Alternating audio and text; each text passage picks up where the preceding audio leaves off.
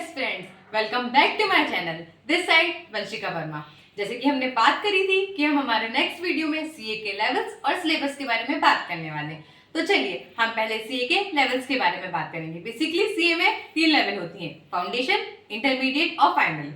Foundation exam देने के बाद आपको 8 महीने का लॉक इन पीरियड होता है। मतलब आपने फाउंडेशन का एग्जाम दिया, उसका रिजल्ट आया, उसके 8 महीने तक आप इंटर का एग्जाम नहीं दे सकते हैं। 8 महीने का ड्यूरेशन खत्म होता है, 8 महीने की आपकी पढ़ाई पूरी होती है, उसके बाद ही आप इंटरमीडिएट का एग्जाम दे सकते हैं। इंटरमीडिएट का एग्जाम देने के बाद आपको 2 साल की आर्टिकलशिप करनी पड़ती है। ये आर्टिकलशिप पहले 3 साल की हुआ करती थी, अभी आर्टिकलशिप का पीरियड हो गया है 2 साल न्यू स्कीम के अंदर। तो आपको पहले 2 साल की आर्टिकलशिप करनी पड़ेगी, उसके बाद इंटर के 2 साल की आर्टिकलशिप करने के बाद आपको एक 6 महीने का लॉक इन पीरियड दिया जाएगा पढ़ाई करने के लिए। तो आप 2 साल की आर्टिकलशिप करेंगे, उसके बाद 6 महीने का लॉक इन पीरियड रहेगा, उसके बाद ही आपको फाइनल एग्जाम देने को मिलेगा।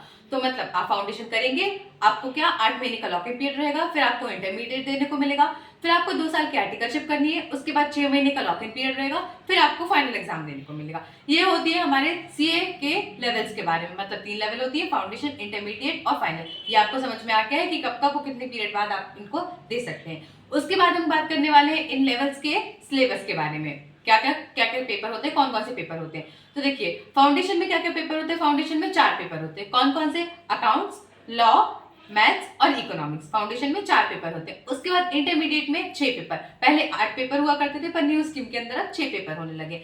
तो इंटरमीडिएट में होते हैं 6 पेपर। कौन कौन से? Advance accounts, law, taxation, costing, audit और एफएमएसएम।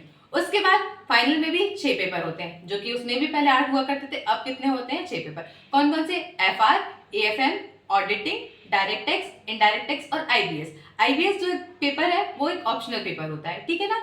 उसके बाद अब हम ये मान सकते हैं कि आपको लेवल्स के बारे में और जो भी एग्जाम, कितने एग्जाम होते हैं, कितने नंबर ऑफ पेपर्स होते हैं, वो आपको क्लियर हो गया होगा। अब आप बात करेंगे कि मैम किस पेपर के अंदर क्या क्या सिलेबस आता है। इसके लिए हम एक अलग से डिटेल वीडियो बना लेंगे, डिटेल में उसी के लिए बात करेंगे, बस उसकी टेंशन मत लीजिए।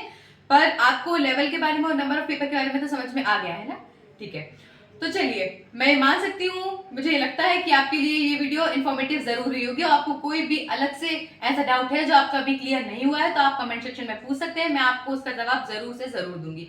ठीक है, तो मिलते हैं हम हमारी नेक्स्ट इन्फॉर्मेटिव वीडियो में। तब तक के लिए बाय बाय।